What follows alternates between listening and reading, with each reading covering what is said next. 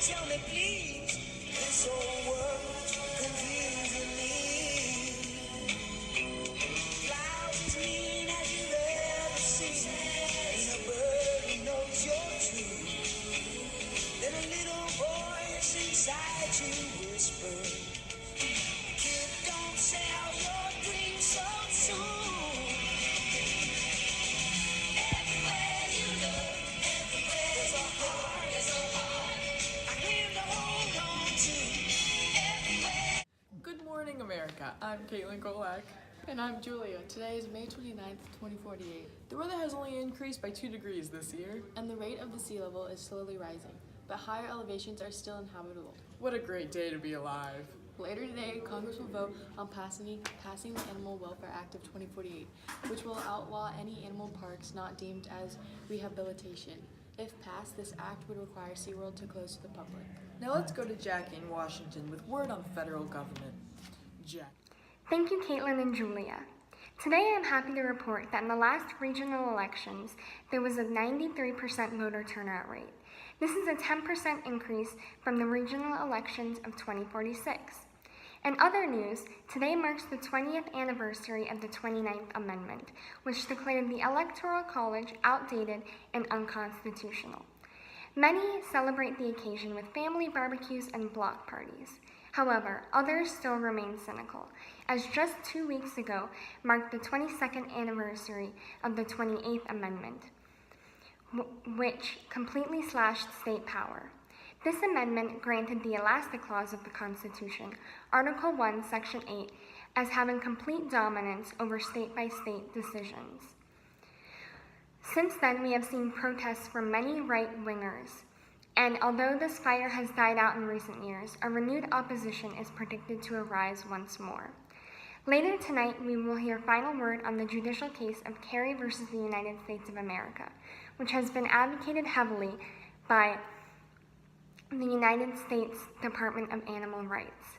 For those of you unfamiliar, the case will declare the enclosure of animals for the entertainment of humans as unjust. SeaWorld and institutions such as the Animal Kingdom will be forced to close to the public. This case would have no effect on rehabilitation centers. An hour ago, Madam President released a statement regarding the federal spending. This year is $3.5 trillion will be spent in total, down from an estimated $3.9 trillion. Although this is higher than most would hope, there's no denying that it could be much worse. Now back to Caitlin and Julia. Thank you, Jackie. Let's hope that somehow the yearly spending can decrease from $3.5 trillion. I agree. On that note, let's take it to Sam with deficit spending. Sam? It is well known that since the year 2029, the United States annual deficit has been greater than $2 trillion, completely outpacing the growth of our economy. With this in mind, one wouldn't be unreasonable to think that it is an insurmountable problem. This, however, is not the belief of our federal government, which has recently issued statements regarding government spending in the upcoming year. Budgets for medical, social security, and transportation programs, as well as foreign affairs, remain largely unchanged, while the military will suffer a dramatic reduction in funding after the foundation of the U.S. Department of Electronic Education. Classical education formats have become outdated, allowing for massive budget cuts. Now back to Caitlin and Julia. Speaking of the education, the U.S. Department of Electronic Education has released an official report regarding the nationwide system failure. Digital students cannot log on or get in contact with administrators.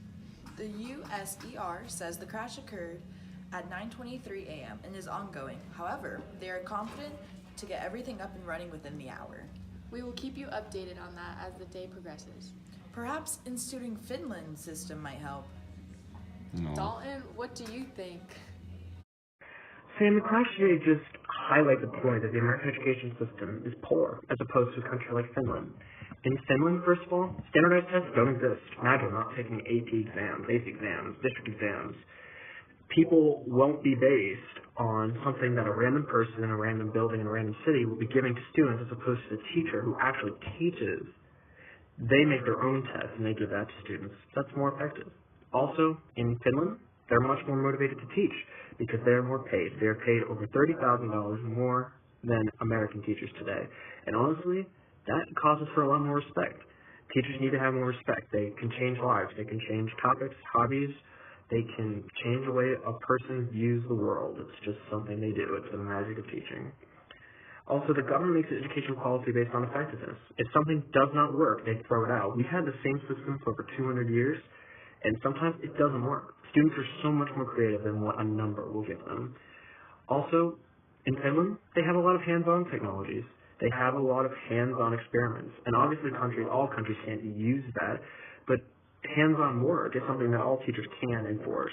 And it allows students in their brain to develop more. It makes them smarter. They can retain more information, and they can use that in their real jobs and real-world jobs, because a lot of people are used to a test-taking setting in America. It doesn't make sense. In Finland, they are much better. Thank you, Dalton. In other news, jorts are making a comeback.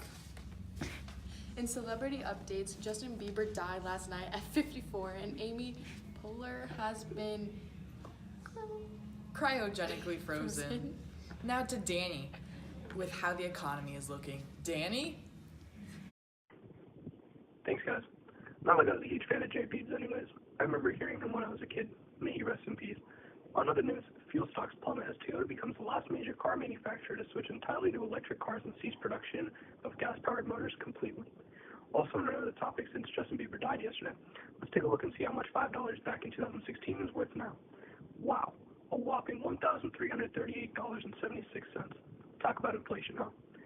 Looking back on jobs back then compared to now, there used to be a lot more manual labor jobs, but since we all know roll robots have replaced the cleaning and waste management workers, my advice is to get degrees in more social things, like the majority of jobs now are in social workers and caretakers.